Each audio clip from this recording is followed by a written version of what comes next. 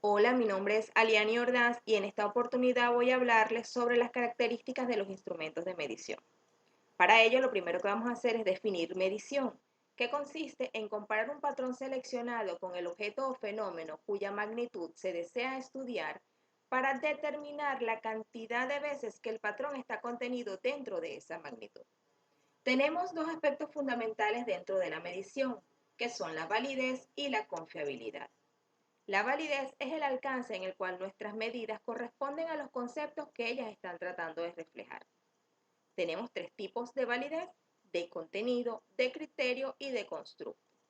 Con la validez de contenido podemos determinar en qué grado una medida representa a cada elemento del constructo. Este tipo de validez también es llamado de lógica o racional. Con la validez de criterio podemos medir el grado en el que el test se correlaciona con varias variables ajenas al mismo.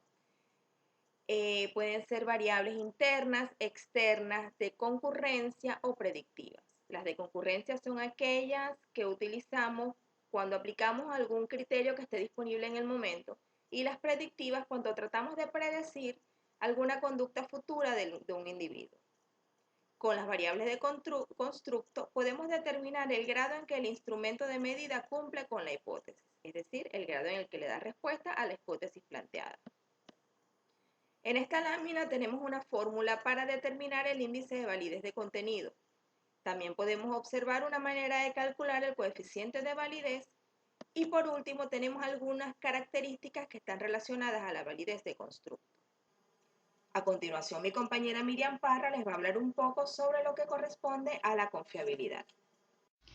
Hola, les habla Miriam Parra para continuar con el tema que estamos tratando el día de hoy, que es el de procesos de medición y todas aquellas variables asociadas a este tema. Pasaremos a hablar del concepto de confiabilidad. La confiabilidad se refiere al nivel de exactitud y de consistencia de los resultados obtenidos al aplicar un instrumento por segunda vez en condiciones tan parecidas como sea posible. En primer lugar tenemos el método del test-retest, que consiste en aplicar varias veces el mismo cuestionario a las mismas personas en un espacio de tiempo breve entre una y otra aplicación, para así comprobar el correcto funcionamiento del cuestionario como instrumento de recolección de información. Con este método, el coeficiente de fiabilidad se calcula pasando el mismo test dos veces a los mismos sujetos. Se puede hacer inmediatamente o se puede dejar un intervalo de tiempo entre test y retest. Luego se calcula la correlación de Pearson entre las puntuaciones de ambas aplicaciones. El resultado que se obtiene será el coeficiente de fiabilidad. En segundo lugar, tenemos el método de formas paralelas. Este procedimiento es el que se deriva naturalmente del modelo. Requiere que se utilicen dos pruebas o instrumentos paralelos. Esto es, que midan lo mismo de forma diferente. Por ejemplo, dos tests que con diferentes preguntas midan un determinado rasgo. Luego se comparan los dos tests, calculando el coeficiente de correlación de Pearson. Luego esta correlación será, como ya hablamos en el apartado anterior, el coeficiente de fiabilidad. Como cuarto método tenemos el alfa de Cronbach.